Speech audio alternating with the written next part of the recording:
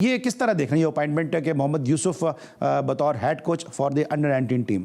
बहुत अच्छा है, मेरे ख्याल से तो बहुत ही अच्छी अपॉइंटमेंट की है यूसुफ जय, बिकॉज अंडर 19 के लड़के दिए, हमें चाहिए एक ऐसा ग्रेट प्लेयर जिसको लुकअप करें यंग बच्चे। देखिए ये बड़ी इंपॉर्टेंट चीज़ होती है बच्चों के लिए, जो लुकअप करें कि ये हमारा इतना टॉप का प्लेयर रहा है। और अब यूसुफ किस तरह हैंडल करता है देखना पड़ेगा, लेकिन मुझे लगता है अली वो he will do the good job. Yusuf बहुत अच्छा प्लेयर है, बहुत अच्छा प्लेयर है, बहुत ज़बरदस्त खेलता था, बिल्कुल बहुत अच्छे रिकॉर्ड थे। बिल्कुल। फिर आपने 2011 के वर्ल्ड कप में ड्रॉप क्यों किया उसको? हमने ड्रॉप नहीं किया था, वो ऑलरेडी ड्रॉप था। तो जब वो ड्रॉप था तो बाकायदे मेरे मुझसे मिलने भी आया था, मिला था मुझसे। अच्छा मौसम भाई, थोड़ी आपको और थोड़ा सा कर दूं, क्योंकि मोहम्मद यूसुफ ने ये शिकवा भी किया कि 2011 के वर्ल्ड कप में मैं ड्रॉप था तो उस वक्त मेरे लिए किसी ने आवाज़ नहीं उठाई, क्योंकि जब वो ये शिकवा कर रहे थे उस वक्त कप्तान शाहिद आफरीदी जो थे वो शो का हिस्सा थे। और I am very fortunate and I am very blessed कि इस वक्त चीफ सेलेक्टर मेरे सामने मौजूद है, तो आपसे बेहतर कोई जवाब दे नहीं सकता कि क्यों आपने उनको 2011 के वर्ल्ड कप में ड्रॉप किया, असद शफीक और मिसबा को सिलेक्ट किया।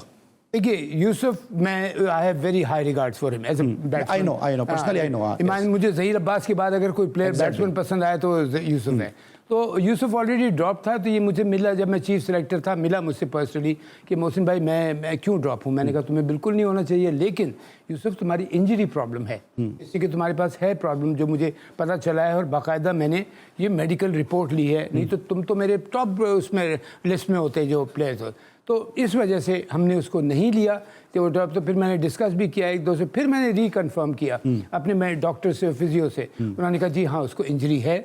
और आपको पता है वर्ल्ड कप, चाहे वो T20 का हो या वर्ल्ड कप को हो, उसमें आदमी कहीं छुप नहीं सकता। और आप जैसा शख्स कॉम्प्रोमाइज करता ही नहीं। मैं कॉम्प्रोमाइज अपने लिए नहीं करूं तो मैं दूसरे के लिए क्या करूंगा। लेकिन जब मौसमी जब वो ये बात कर रहे थे, शिकवा कर रहे थे, आप जब उनको बता चुके थे क्यों ड्रॉप हुए हैं या क्यों ड्रॉप थे, शायद आफरीदी बैठे थे, उन्होंने एक लफ्ज़ उस वक्त नहीं कहा कि क्यों ड्रॉप हुए, तो फिर उनका शिकवा करना बनता नहीं है फिर इस तरह। देखिए उसका शिकवा शायद ये बनता है, शायद, मैं किसी को ब्लेम नहीं कर रहा, लेकिन कि वो पहले से ड्रॉप था, तो उस वक्त मुझे ड्रॉप क्यों कर दिया पहले से।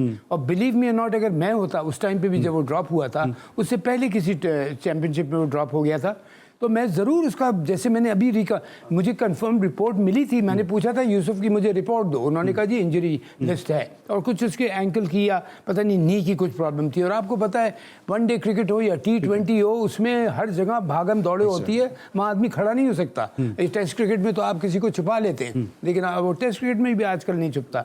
तो इस वजह से मैंने उसको नहीं लिया था। मुझे बड़ा अफसोस हुआ था कि काश ये प्लेयर मेरे लिए अवेलेबल होता, लेकिन अगर मैं इंजर्ड प्लेयर लेता हूं तो फिर मैं अपनी बात को खुद डिनाई कर रहा हूं कि जी मैं इंजरी प्लेयर नहीं लूँगा, जो फिट नहीं होगा उसको नहीं लूँगा, और जो चाहे सीनियर प्लेयर हो या जूनियर प्लेयर हो। तो अगर मैं एक को देखिए, और होता क्या है, अगर आपने एक जगह कॉम्प्रोमाइज़ कर लिया फिर आपको 10 जगह कॉम्प्रोमाइज़ करना पड़ता है।